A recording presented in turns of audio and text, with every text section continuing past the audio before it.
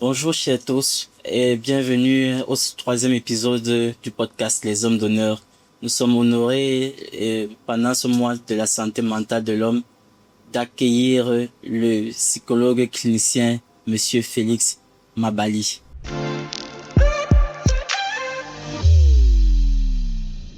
Bonjour Monsieur Félix Mabali. Merci, bonjour. Comment vous allez? Très bien par la grâce de Dieu et vous-même? Très très bien. Magnifique.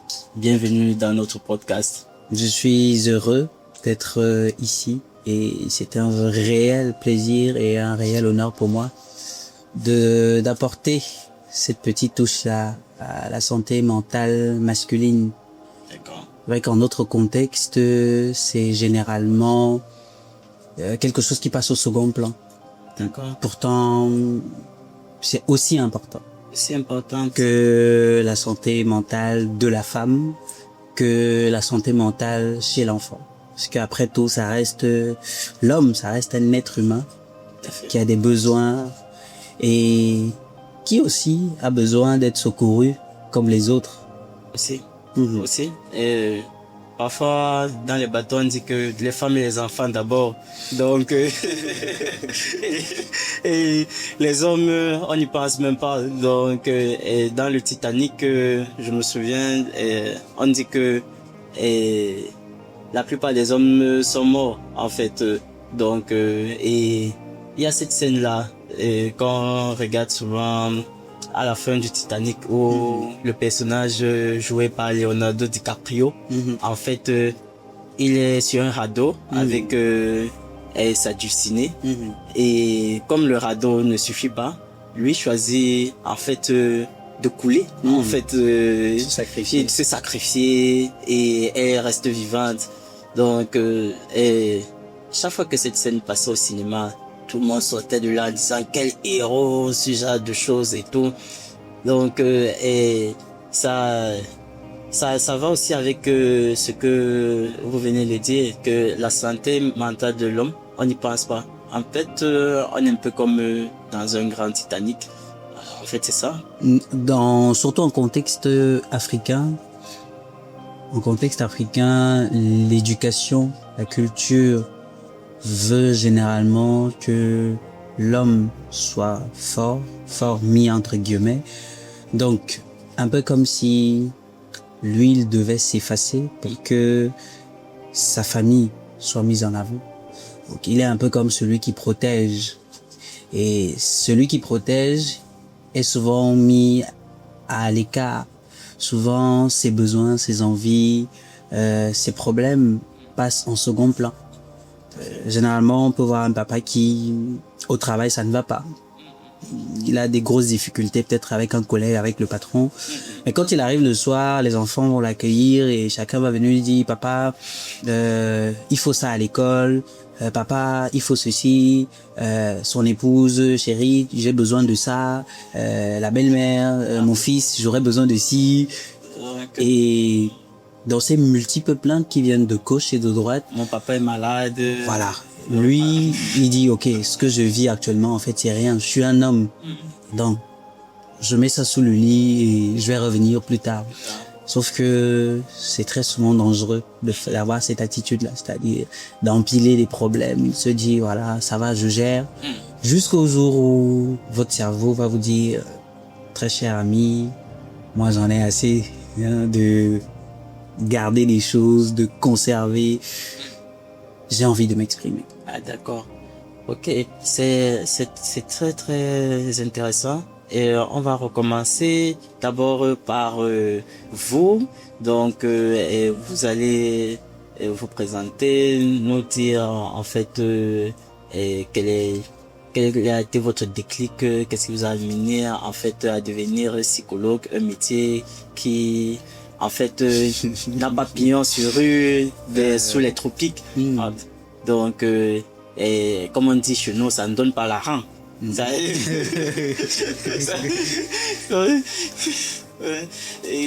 et les gens préfèrent plutôt faire pharmacie. D'accord. Le déclic, je dirais, tout part de ma dernière année au collège. où en terminale, j'ai eu un très bon enseignant de philosophie, très bon enseignant. Peut-être pas pour lui faire la publicité, mais je veux le citer, Monsieur Patosa, Mama Bachir, un très bon enseignant de philo. Et je me rappelle, il y avait un cours, je crois, sur conscience et l'inconscient. Et là, on aborde le personnage de Freud. Et voilà, on a des notions sur la conscience, sur l'inconscient. Et c'est un peu les premiers jalons en santé mentale qu'on pose comme ça. Et dans ces explications, je me dis, waouh, ce serait intéressant d'approfondir, de mieux comprendre ces notions, Freud, qui c'est. Et là, jusqu'à en terminale, j'ai envie de faire deux choses. Oui. La première, c'est soit suivre la voie de cet enseignant qui m'a marqué, et donc de devenir enseignant de philosophie également. Tout à fait. Soit d'explorer quelque chose d'encore un peu flou, où je n'ai pas toutes les notions. Et quand on a le baccalauréat, j'organise avec deux camarades à l'époque une rencontre avec l'enseignant. D'accord. Et on se retrouve pour lui demander, et c'est la sagesse des anciens, donc on lui demande, voilà, nos aspirations académiques ou universitaires. Et là, il demande à chacun, et moi, je lui propose, ou je suggère, ou je présente ce que j'ai envie de faire. Je lui dis, premièrement, voilà, monsieur, je veux soit vous ressembler. Donc, suivre votre chemin et devenir enseignant de philo. Il me dit, ok, c'est bien, ça m'honore, ça me touche beaucoup que tu aies envie de faire ça. Mais qu'est-ce que tu vas apporter à la société camerounaise? Et là, je dis, j'ai envie de soigner et en même temps d'enseigner. Soigner et enseigner. Il me dit, ça ressemble à ce que les psychologues font. Il me dit, donc, je préfère pas que tu, voilà, te tues à la tâche avec la craie. Il le disait si fièrement que voilà, la craie c'est pas pour toi. La craie c'est pas pour toi. Tu peux faire plus que ça. Pas que c'est un sous-métier, mais tu peux faire plus que ça. Et si tu veux soigner les gens, je te suggérerais d'aller faire des études de psycho. C'est comme ça, avec cette décision, je dis ok, je vais rentrer en psycho. Je rentre en psycho et je tombe sur des enseignants magnifiques qui renchérissent au quotidien cette envie de devenir psy. Et aussi sur le plan personnel, il y a quand même une fierté de se dire que sur des centaines et des centaines de générations, on est le tout premier psy de toute une famille. Et peut-être même souvent de toute une région. Voilà. Donc, il y a cette fierté-là sur le plan personnel de dire, c'est un acquis. Je dis, waouh, je suis arrivé quand même le tout premier. Ce qui veut dire que quand mes arrière petits-fils m'ont un peu fouillé notre encyclopédie, on s'est dit, on avait Mabali premier du nom qui, voilà, a été psychologue et tout. Donc, il y a cette fierté-là vraiment, mais beaucoup plus aussi rencontrer l'être humain. D'accord. Comprendre le fonctionnement humain. J'étais vraiment dans cette optique-là de comprendre ce qu'il y a derrière chaque acte. Derrière chaque regard, chaque action, chaque inaction, qu'est-ce que ça cache, qu'est-ce que ça veut dire. Donc c'était vraiment dans le but de découvrir et de comprendre l'humain, parce que je suis entré en psycho. Ok. Dans nos contextes, lorsqu'on parle de santé mentale, très vite on est un peu sur nos gardes parce que on assimile cela de la folie. Qu'est-ce que vous pouvez nous dire par rapport à cela?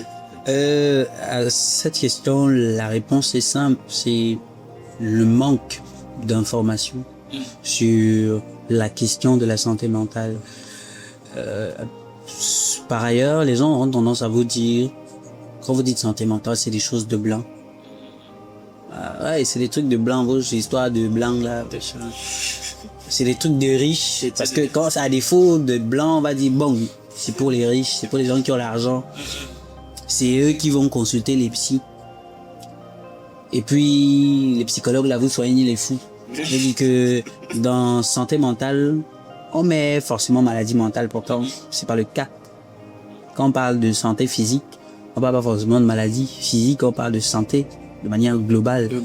Et quand on parle de santé mentale de manière plus précise, on fait référence à un état de bien-être global qui ne sous-tend pas l'absence de maladie. Mais dans ce contexte, dans ce cadre, l'individu peut se réaliser, on va dire participer au développement de sa communauté et sans forcément que celui-ci ne soit pas malade. Donc on peut être malade mais jouir d'une bonne santé mentale. Tout à fait. Tout comme on peut être en bonne santé physique et sur le plan mental, c'est pas très beau à voir. C'est pas très bon. Donc tout à l'heure je vous posais cette question en off. Et autant lorsque quelqu'un a une maladie physique, on peut voir que il a des symptômes, donc des rougeurs, comme dans le cas d'une varicelle, ou bien de la fièvre, comme dans le cas du palu, et etc. Mais pour la santé mentale, comment est-ce qu'on diagnostique? Donc, en santé mentale, premièrement, les symptômes sont importants. Les symptômes sont importants. La durée, le temps, c'est aussi important. Et le retentissement, également important. d'accord. Donc, généralement, quand un patient arrive, on va chercher à comprendre c'est quoi le motif de sa venue, quelle est sa demande quand il arrive chez le psy, qu'est-ce qu'il veut comprendre, qu'est-ce qu'il amène, est-ce que c'est lui qui est demandeur, est-ce que c'est plutôt un proche, est-ce que c'est le conjoint, est-ce que c'est la famille. Et en fonction de celui qui fait la demande, on aura deux manières d'interpréter les choses. Parce que si c'est la famille, est-ce que le patient ou le client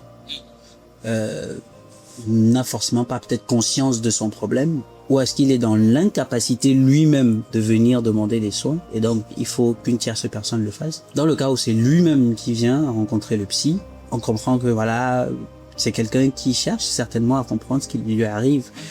On a également un troisième cas où c'est une personne qui a été référée, soit par un médecin, donc soit par un psychiatre aussi. Donc le médecin peut avoir fait une batterie d'examens physiques, découvre rien du tout. Et comme en contexte camerounais, on a un peu une vision assez complexe de la maladie. Généralement, quand les causes physiques sont inexistantes, on pense rapidement au surnaturel. C'est naturel, oui. Il y a peut-être quelqu'un, ça voilà. peut être l'oncle du village. Ou la voisine, ou le voisin qui me regarde, ou l'oncle, voilà. On ne pense pas qu'au côté psychosomatique, Très en bien. fait. Qu'il y a un autre aspect, et qui parfois est très déterminant, celui de l'aspect mental, qui n'est pas, comme vous l'avez dit tantôt, visible, ou très souvent visible à l'œil nu. Mais chez nous, les symptômes vont varier d'une personne à une autre. Surtout même dans le cas d'une même maladie. Pourquoi? Parce qu'il y a le facteur interpersonnel ou interindividuel. Tout à fait. Une personne qui a un certain style de vie, un certain niveau de vie, aura une manière particulière parfois de vivre ou de manifester certains symptômes d'un trouble. Le niveau d'instruction va beaucoup jouer également, parfois dans la présentation, la manifestation des symptômes. Vous pouvez avoir quelqu'un qui arrive en face de vous, qui est très éloquent, et pourtant il est malade, ça ne va pas bien. Pourtant, en fait, cette éloquence même traduit simplement, oui, que c'est quelqu'un qui, sur le plan académique, est très instruit, mais vous, en tant que psy, vous aurez la précision dans la récurrence de certaines choses, les petits comportements qui sont un peu de trop ou en moins. Par exemple, vous allez voir quelqu'un qui va arriver, qui va tellement faire des éloges sur sa personne, se décrire comment c'est... en fait, il est un peu comme un dieu. C'est pas du narcissisme. Voilà. Et puis, il va vous dire que lui, s'il y a des problèmes autour, ce n'est jamais lui, ce sont les autres, parce que les autres ne le comprennent pas. Peut-être parce qu'ils sont entre guillemets idiots, c'est s'ils pleurent, c'est parce qu'ils sont faibles. Bah. Et là, ça m'intéresse beaucoup. Je pense que dans notre environnement, on a beaucoup de cas pareils. Ça pourrait s'apparenter à quoi? Un terme un peu scientifique. Généralement, on peut être soit dans un cas de trouble de la personnalité narcissique. Donc là, on est dans des manières de faire qui sont très complexes. C'est des plus simples, c'est rigide parce qu'on peut avoir une personnalité narcissique, donc on aura un peu tendance à se mettre en avant, mais dans le trouble, cette tendance-là devient rigide. Ça perdure dans le temps, ça génère de la détresse dans l'environnement parce que généralement, la personne malade n'aura pas vite conscience de voici ce que je fais subir aux autres. Mais ce sont les autres qui peuvent revenir avec la plainte et dire voilà, dans cette famille, lui, il est le juste et nous sommes vraiment les maudits. C'est vraiment nous qui faisons tout de travers, lui il fait tout bien. C'est plutôt dans ce cadre-là alors que vous avez peut-être pu avoir des personnes qui viennent consulter pour le compte d'une autre personne. Oui, en fait, qui sont demandeurs en tout cas. Qui sont demandeurs. Oui, ils font juste la demande pour un proche, pour une tierce personne. Parce que je suis pas sûr que le narcissique, il vient vous voir et dit que... Non, il réalise pas. Et parfois, quand il arrive, il peut vous dire qu'il ne sait même pas pourquoi il est là. Ah, ça. Il peut vous dire qu'il comprend pas pourquoi il est là, que ça devrait être sa mère qui devrait être assise là, ou son épouse, ou son fils, ou son patron, mais jamais lui. La remise en cause doit vraiment être difficile. Vous avez beaucoup de cas, en fait, de personnes, je veux dire des hommes qui n'arrivent pas à se remettre en cause. Bon, de ma petite expérience, j'ai pas rencontré de cas un peu centrés comme cela. C'est quand même un peu rare. Je sais pas dans ma pratique clinique personnellement, mais ailleurs oui, il y a d'autres psys qui ont déjà rencontré ce type de cas. Mais avec, il faut être très méthodique et très méticuleux dans la manière de gérer ce type de cas. D'accord. Donc, vous m'avez dit tout à l'heure que vous officiez principalement avec des militaires, donc à la garnison militaire. Et c'est intéressant parce que ce sont des blessés de guerre. Et comme vous l'avez si bien dit, et quand on était en conversation off, qu'il y a aussi les blessés d'amour. Donc, je suis un peu intéressé de voir l'analogie entre un blessé de guerre de manière physique et un blessé de la vie. En fait, quelle est l'analogie qu'on fait et comment est-ce qu'on soigne les blessures liées je vais commencer déjà par l'enfance liée à l'abandon d'un des parents, soit le père ou soit la mère, donc ou bien encore à des séparations très tôt entre le père et la mère, des familles disloquées. Donc ensuite et c'est toujours ça en fait. Et comment est-ce qu'on peut faire face aussi à des séparations en fait. Donc d'accord. Alors je vais commencer de bas vers le haut. le haut. Pourquoi? Parce que le soldat, l'homme en tenue, le militaire si vous voulez, ou le policier, le gendarme, était un enfant. C'est ça la base. C'était un enfant qui est né dans une famille. Souvent une famille monoparentale. Souvent une famille recomposée. Souvent, il avait juste la grand-mère. Souvent, il avait même les deux parents. Donc, dans ces cas de figure, si on grandit, par exemple, dans une famille monoparentale où il y a soit papa qui est absent ou maman qui est absent, sur le plan développemental de l'enfant, ça crée des blessures. C'est un facteur de vulnérabilité, je préfère. Parce que les gens avec le mot blessure, on va croire que forcément, c'est un facteur de vulnérabilité. Ça veut dire que ça peut fragiliser ou ça peut contribuer à fragiliser le développement de l'enfant. L'enfant étant vu ici, j'aime le prendre comme une maison.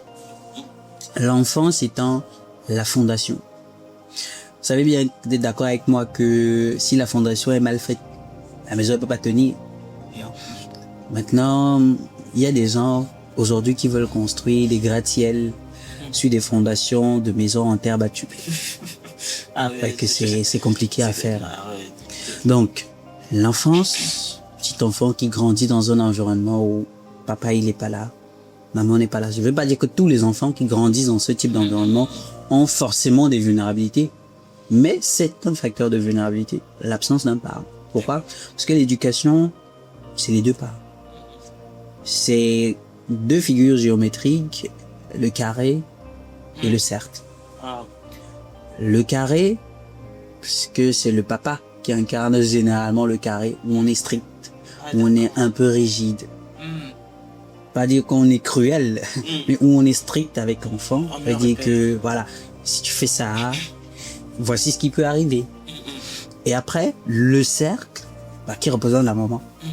Maintenant, la maman, elle, c'est un peu comme le côté qui va adoucir, apaiser, aimer. Ça veut pas dire que c'est uniquement la mère qui doit le faire, mais les deux parents peuvent alterner. Ça veut dire, on peut être le carré et le cercle. Mais si c'est deux figures, c'est qu'il y a le carré et il y a le cercle. Donc, le papa et la maman pour un fonctionnement harmonieux. Dans le carré, on va dire à l'enfant, tu es puni. Dans le cercle, on va lui expliquer pourquoi il est puni. Vous voyez que ça crée pas de dissonance dans sa tête. Il se dit pas que les gens s'y me détestent. Or, généralement, ce qu'on voit, c'est quoi? C'est que je vais plutôt donner l'argent de baigner. Pourquoi on me donne plus l'argent de baigner? Je comprends pas. Pourtant, on peut lui dire, ok, pour la bêtise que tu as eu à faire, je t'avais dit, par exemple, quand tu rentres des classes, tes chaussures, tu dois les ranger ici. Et tu n'as pas rangé les chaussures. Donc, tu es par exemple privé de dessin animé. Tu vas pas regarder le dessin animé que tu es. L'enfant associe qu'en fait, je suis puni parce que je n'ai pas fait ce que j'étais censé faire. Et donc, ça prend sens pour cette autre. Pas, qu'est-ce que je t'ai dit? Pars de là! Machin truc. Et puis on ajoute des insultes. Idiot, feignant, machin truc. Ça, c'est des éléments qui contribuent à fragiliser cet enfant davantage. C'est intéressant parce que ça me rappelle un peu aussi, je vais poser cette question-là. C'est quelle figure lorsque, en fait, le père donne un repas, donc il fait un carré, et la mère vient derrière, en fait, pour, comment dire ça, faire le contraire. Donc, en grandissant, j'ai vu des cas où un parent, en fait, est dédié, donc puni un enfant qui a volé ou quelque chose comme ça. Et la mère vient derrière donner l'argent de poche. Et en fait, c'est quel type de comportement? Malheureusement, c'est une manière silencieuse et parfois vicieuse d'empoisonner son propre enfant. Pourquoi? Qu'est-ce que ça crée dans le cerveau du petit enfant? Parce que, sachez-le, le cerveau de l'enfant se module avec les expériences qu'il a. Et c'est tout ça qui va contribuer à donner l'homme. Je crois qu'il y a un philosophe qui disait l'enfant est le père de l'homme. Et quand il disait, c'est que généralement, pour comprendre un adulte, référez-vous à son enfance. Dans le cas de figure que vous venez d'illustrer, une maman qui en douce va outrepasser la punition du père, donc le carré, Tout à fait. il va venir avec ce côté cercle, ça fragilise l'enfant. Pourquoi? Ça lui donne une image négative de son père. Et le petit enfant voit le papa comme le tortionnaire de la famille. Comme le méchant. Voilà, donc papa ne m'aime pas, maman m'aime plus. C'est ce qui va pousser l'enfant à avoir des choix comme je préfère maman plus que papa. Parce que la maman, elle, ne contribue pas à améliorer l'image du papa aux yeux de l'enfant, mais à la ternir. Parce que elle croit bien faire. Et même quand elle croit bien faire, l'idéal, ça aurait été d'un commun accord d'aller voir le papa de l'enfant et lui dire, voilà, est-ce que tu penses qu'on peut alléger la punition ou adoucir la punition? De discuter là-dessus, mais parfois de comprendre que punir un enfant, ce n'est pas parce qu'on est mauvais avec lui. Parce qu'un enfant à qui on n'impose pas de limites, il grandit et il se dit je peux faire ce que je veux où je veux et il va rien m'arriver. Pourtant on est dans un environnement où chez vous votre enfant peut sauter sur les fauteuils, mais quand il va arriver dans la maison du voisin, il faut qu'il comprenne que chez le voisin, on fait pas ça. Donc je vais pas faire ce que je fais chez moi. Et même chez moi, ça ne se fait pas parce que papa a dit Quand il le fait pas. on ne fait pas ça. Donc la maman qui le fait ou les mamans qui font ça, de grâce à arrêter. Parce que vous ne rendez pas service à vos enfants. Vous contribuez à les fragiliser davantage. Donc, on voit toujours ici que la famille, c'est un maillon essentiel pour le développement de l'enfant. Mais à 80 ou à 90%, c'est dans ce type ou dans ces environnements-là que des problèmes émergent souvent. J'ai pris le cas de la famille monoparentale. Il y a papa qui est absent, maman. Maintenant, on a des familles recomposées. Donc, soit l'un des conjoints épouse un autre conjoint qui aussi a des enfants. Quand ils se mettent ensemble, généralement, on va trouver des petits challenges du style, voilà, tu préfères tes enfants à mes enfants, voilà, les enfants de papa ne m'aiment pas ou les enfants de maman ne m'aiment pas. Et tout ça, ça contribue à fragiliser parce que l'enfant a besoin d'une stabilité, tant sur le plan familial qu'émotionnel. Parce que beaucoup de parents aujourd'hui pensent que dès qu'on a acheté le pain, il y a le yaourt au frigo, voilà, il a les dessins animés, il a la tablette. C'est fini. C'est bon, il va à l'école. La PS5. Voilà, c'est fini, c'est bon. Hein. Vous voyez un petit enfant de 1 an, 2 ans, il est tout le temps sur l'écran. Et on dit, il fait quoi? Il est sur la tablette. Non, ça va, il faut le laisser. Pourtant, l'enfant a besoin d'explorer. C'est comme ça qu'il entre en contact avec son environnement. Il explore. C'est pour ça que vous allez voir les bébés mettre des choses dans la bouche, parce que c'est comme ça qu'ils se développent. Ah, c'est clair. Ça, il comprend que ça c'est pas bien, ça c'est comme ça c'est dangereux, ça c'est... Parfois, ils mettent même les doigts dans les prises. Voilà. Et il fait l'expérience quand il ressent un choc, il comprend. Parce que l'enfant, il n'est pas dupe. Il comprend que mettre son doigt ici, c'est dangereux et il ne le fera plus. Il ne fera plus, ça c'est... Si vous posez une lampe tempête, l'enfant approche sa main, vous dit non, ne touche pas. Ne touche pas. Enfin, ce qu'il comprend, c'est toucher. Il comprend pas la négation, il comprend pas ça. Et vous allez donc voir des parents qui vont molester leurs enfants à la maison. Cet enfant, mais cet enfant, chaque fois que je lui dis de faire ça, il fait le contraire. Je t'ai dit, ne touche plus la télécommande. Lui, il comprend le mot toucher. Il n'y a pas le ne. Quand vous lui dites ne touche plus, lui, il comprend touche.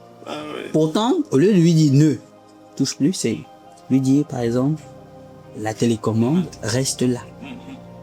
Il comprend le mot rester. Donc, il ne faut pas déplacer, ça reste là. Non, le téléphone reste là. Il ne faut pas déplacer. Mais si vous dites ne touche pas, il comprend le mot toucher. Ne prends pas, il comprend le mot prendre. Donc, il faut prendre, c'est pour moi. Ces environnements, s'ils ne sont pas bien modelés, créent la première couche de vulnérabilité. Et donc, on aura des enfants qui vont grandir soit avec des besoins affectifs carencés, trop comblés, parce qu'il y en a qu'on surprotège et on les fragilise davantage. Il y en a à qui on donne en quantité insuffisante et il y a besoin du bon carburant pour fonctionner. Cependant, ce petit enfant qui sort de cette famille, ce que je vais mettre entre parenthèses les formes d'abus de la part des parents, les parents qui critiquent de manière désagréable l'enfant. Tu ne sers à rien, tu es un idiot, tu es un vaurien, toi tu sers même à quoi, tu fais toujours mal. Voilà, toi tu es toujours comme ça, ta part sort toujours un ça, de tous mes enfants tu es le plus bizarre et tout. Ça c'est des petites choses que l'enfant il comprend. Par exemple si la maman lui dit ou les parents lui disent non, tu es bête, tu connais rien. Quand il arrive à l'école, il manque quelque chose, il l'intègre. Il intègre que... En fait, c'est vrai, je suis bête. Et il y a une petite phrase chez nous qui dit, si vous critiquez un enfant, il ne cesse pas de vous aimer, il cesse de s'aimer lui. Donc, voilà un enfant qui part se prendre, qui va devenir plus tard, dans 10 ans, 20 ans, un militaire. Petit, il est vulnérable. Il a son lot de vulnérabilité. Tout à fait. Il grandit avec... La vie n'est pas très sereine avec lui, ça lui fait pas le cadeau. Il intègre l'armée. son lot de vulnérabilité n'a pas été pris en compte. Non, pas du tout. Donc, 1 an de service, 2 ans de service, ces éléments, ces petits traumas, ce que l'on va appeler les petits T, ces petits traumas contribuent à fragiliser cet individu. Donc, il part déjà avec un handicap sur le plan psychologique. Le milieu, la profession est à risque. Tout à fait. Et là, sur le champ de guerre, il vit des horreurs qu'on ne pourrait pas décrire. Certaines formes parfois de manipulation. Donc, de la part De la hiérarchie. de la hiérarchie, entre collègues, tout ça, ça fait un trop plein. Il y a parfois des moments où il est là, il repense à ce jour où sa mère lui disait tu ne sers à rien, tu es un vaurien, tu es un raté. Et dans l'armée, un jour, un chef lui dit aussi que tu es un raté. Je sais même pas ce que tu fais ici. Ça vient réveiller quelque chose qui était déjà là.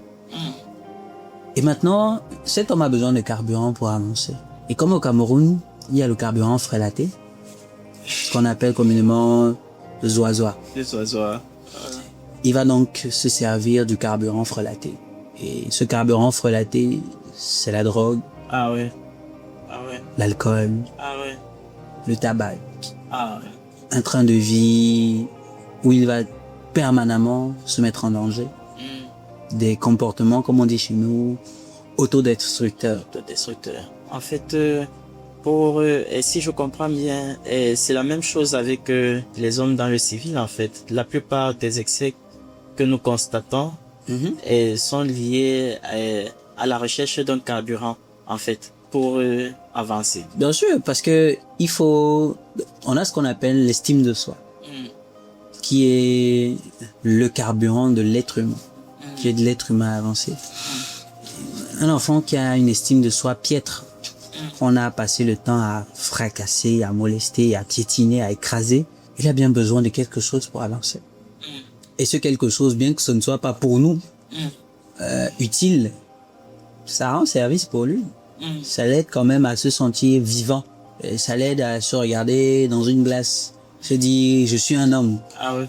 Quand on a empilé 2 casiers, on a le sentiment que voilà, nos problèmes, ils sont un peu loin. On dit souvent communément, je noyais mes soucis. Noyer les soucis. Mais les soucis, ils ont des gilets de sauvetage. Ça veut dire que quand vous les trempez, ils reviennent en surface. On dit souvent qu'ils ont même appris à nager. Voilà. Et quand vous redevenez sobre, bah, ils viennent toquer à la porte de votre conscience et vous disent, gars, nous sommes là, nous ne sommes pas partis. Donc, généralement, beaucoup de comportements à l'âge adulte, surtout déviants, viennent du fait qu'il y a parfois un manque.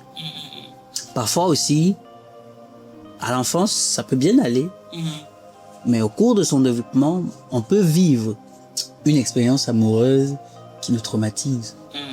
Ça veut dire qu'on a rencontré une jeune fille ou un jeune garçon, on s'est promis ciel et terre, et le projet n'a pas abouti. Ou c'est mal terminé. Voilà. Et l'un des partis est en train de souffrir. Parce que parfois c'est l'homme, parfois c'est la jeune fille. Et ce qu'il y a de dangereux dans le trauma, c'est que ça vous maintient dans un piège. C'est un peu comme si vous étiez dans une boucle sans fin. Comme si vous reviviez un moment précis de votre vie et un moment triste, dur à vivre.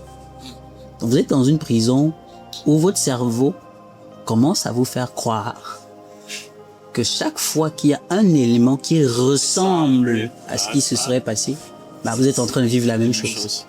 Et vous allez donc voir les gens adopter des comportements défensifs. Voilà, pour se protéger.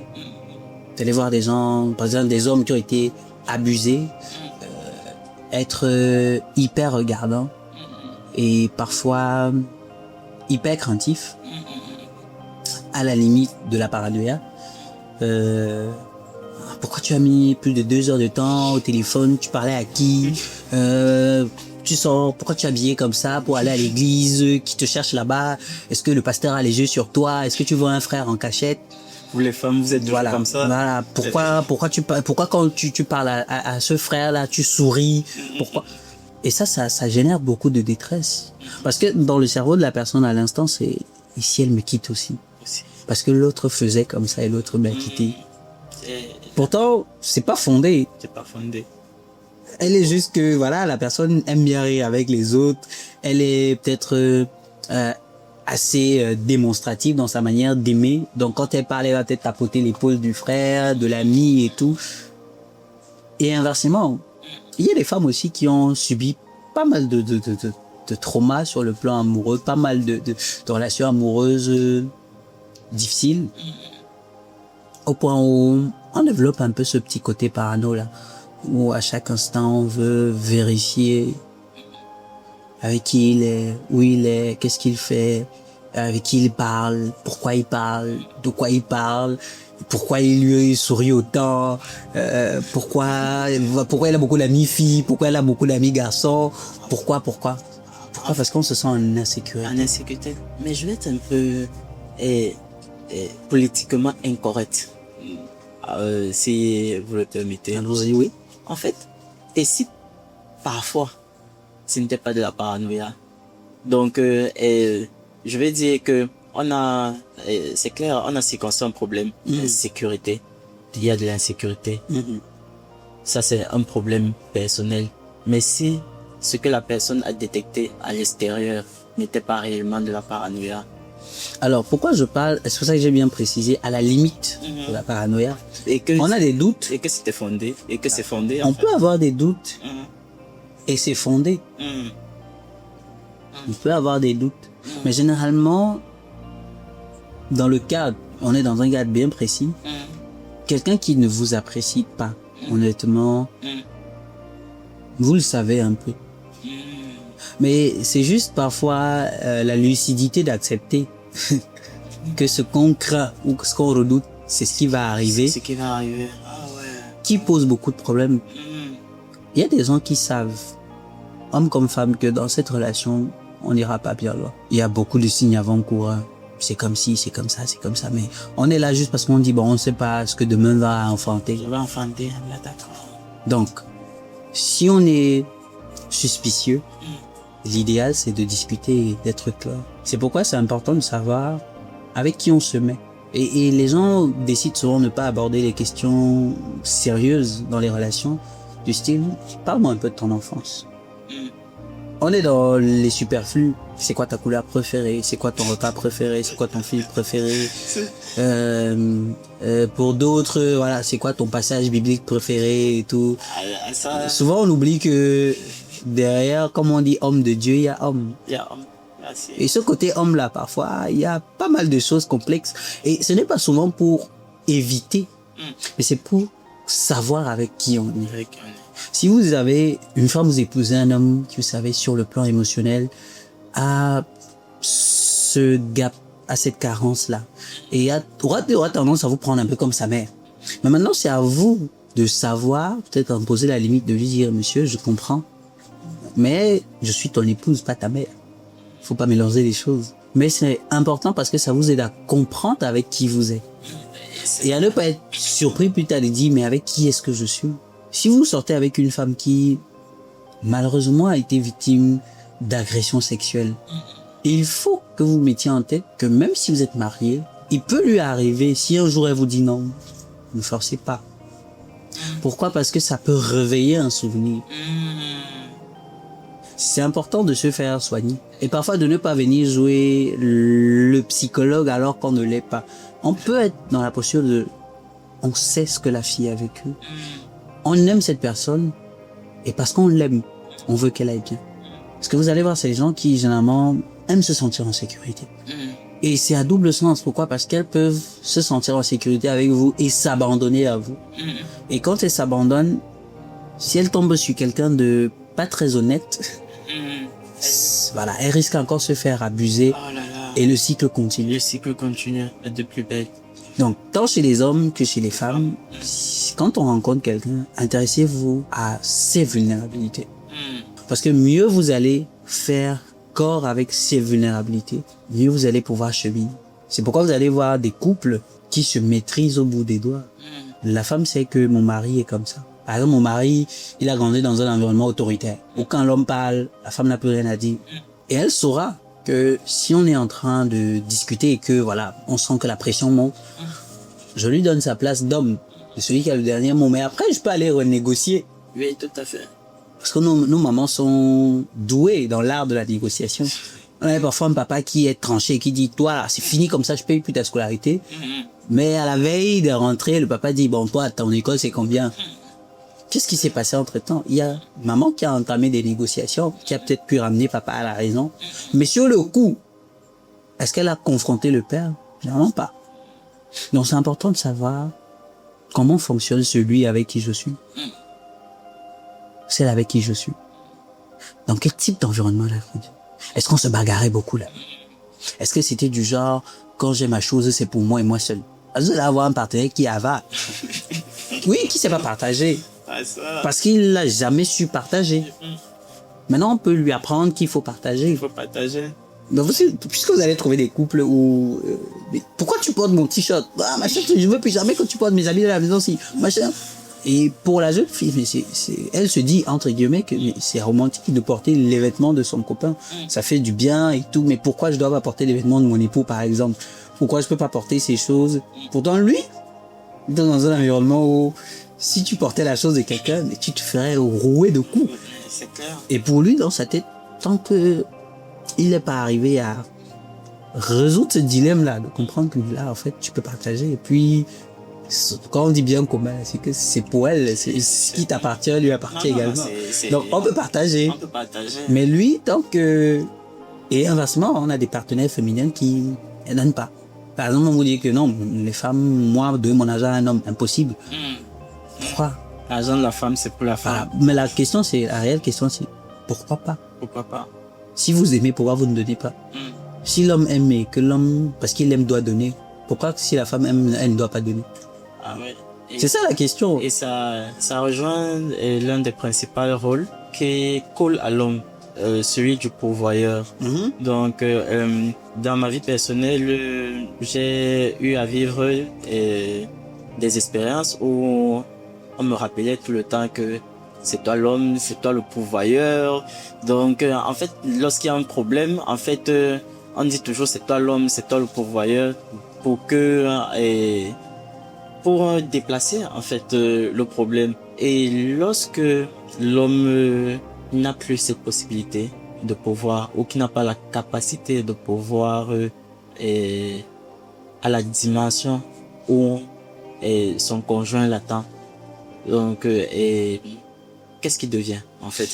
Je vais pas dire le monde, mais la société est cruelle, est hyper cruelle envers les hommes. Cruel, pas dans le sens où elle martyrise l'homme, mais dans le sens où elle lui fait pas de cadeau. Si vous sortez là, vous marchez là en route, vous allez voir une jeune fille qui a un plateau de bananes sur la tête. Si vous écoutez les commentaires, on va vous dire, c'est une jeune fille qui se bat. Elle essaye de sortir la tête de l'eau. Elle veut pas dépendre d'un homme. Vous arrivez là au marché des dômes, vous voyez un homme avec un pouce. Les commentaires que vous allez entendre, c'est il a raté ça. C'est un raté. C'est raté. Il est pauvre. Il sert à rien, c'est un rebut de la société. Il pousse, c'est un pousseur. Oui. Demandez, statistiquement, combien de jeunes femmes ou de femmes veulent avoir un époux qui pousse? Non, pas beaucoup. Je suivais un podcast dernièrement où la fille, elle a osé dire que... non, elle avouait, elle a dit que quand on demande à une femme quel est son homme idéal, elle va dire milliardaire, beau et grand. Donc... C'est pour ça que je dis que la société ne fait aucun cadeau à l'homme. L'homme, même dans la création, est celui-là qui pourvoit. C'est à lui que Dieu a donné la responsabilité du jardin d'Éden. C'est à lui de cultiver le jardin. Ève est venue après. Donc Ève est venue manger les fruits qu'il y avait dans le jardin. Et l'homme ne peut pas se soustraire de cette fonction de pourvoyeur. Maintenant, quand on dit, je crois que Dieu, il est pas fou. Donc s'il dit qu'il va vous donner une aide semblable, Il n'a pas dit une aide qui est différente, il a dit semblable. Donc comme toi. Ça veut dire quoi? Ça veut dire que si l'homme est dans l'incapacité de pourvoir de manière temporaire aux besoins de la maison et que sa femme est dans la capacité de le faire, pourquoi elle ne le ferait pas? Puisqu'ils sont partenaires. Alors, le foyer, c'est une entreprise. Les employés, c'est des enfants. Ça veut dire que si le business dans lequel on a investi tous les deux... Les employés, les enfants, ou Et les, quand je clients, dis... ou les clients, Voilà. ou les patrons, ou les vrais patrons. Bon, je prends vraiment la structure de l'entreprise pour qu'on comprenne. Il faut payer ses employés. Ah ouais, ah ouais. Il faut les nourrir. Et donc, disons que l'un des PDG a un souci. Est-ce que l'autre va dire, bon, comme tu as un souci là, moi-même aussi je croise les mains et puis l'entreprise fait faillite? Fait faillite. Non. Ça ne veut pas dire que l'argent de la femme, c'est pour la femme. L'homme sait pertinemment que ce qu'il gagne, c'est pour le foyer. Mais une épouse, je crois que c'est dans le proverbe où on dit, la femme sage bâtit sa maison. Proverbe 31. Voilà. La femme sage bâtit Sa maison. elle bâtit la maison. Quand on parle de cette sagesse, ce n'est pas une sagesse qui est obtenue parce qu'on a un PhD. Non. Mais parce qu'on a la vision de ce que c'est réellement le mariage. Ok. On est partenaire. Cette entreprise qu'on est en train de créer, c'est quelque chose qui va porter des fruits, qui doit porter des Qui fruits. sera porté fruit. Donc, si l'un de nous vacille, est-ce que je dois l'entraîner ou le suivre dans sa chute? Non. Si je peux faire le contrepoids pendant un moment, pourquoi le ferais-je pas? Et je peux vous l'assurer qu'il y a des couples dans ce pays où c'est la femme qui subvient aux besoins de la maison, sans pour autant écraser son époux. Parfois, si on vous dit pas que c'est la dame qui gère le foyer, vous n'allez pas l'accepter. Parce que devant son mari, elle garde cette posture de soumission. C'est vrai que chez nous, on confond souvent tout. Soumission, c'est pas esclavage. Parce que même l'homme peut être soumis. L'homme peut se soumettre. Bien qu'il ait la posture d'autorité. Mais en fait, aimer, c'est se soumettre. Aimer, c'est se soumettre. Ok. Si on rentre même dans un contexte un peu religieux de la question, quand Christ lave les pieds des disciples, et Pierre lui dit, non, non, non, tu peux pas laver mes pieds. Il dit, non, mais laisse-moi te laver les pieds. Lui, il s'est soumis, il s'est abaissé par rapport à l'amour qu'il avait pour eux. Il s'est soumis. Wow. Et je vais m'aller plus loin. Ça va paraître bizarre, ce que je vais vous dire. Mais même Dieu s'est soumis à l'homme en cherchant à tout prix à le sauver. Alors que c'est l'homme qui a tout fait capoter au départ. C'est vrai. Il est resté, Dieu ne s'est pas dit, bon, je suis Dieu, débrouille-toi.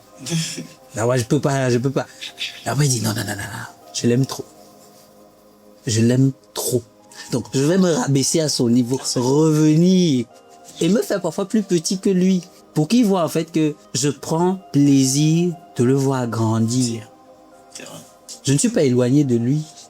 Sinon, Dieu serait bien resté au ciel. Il aurait dit, bon, débrouillez-vous là-bas, faites ce que vous voulez.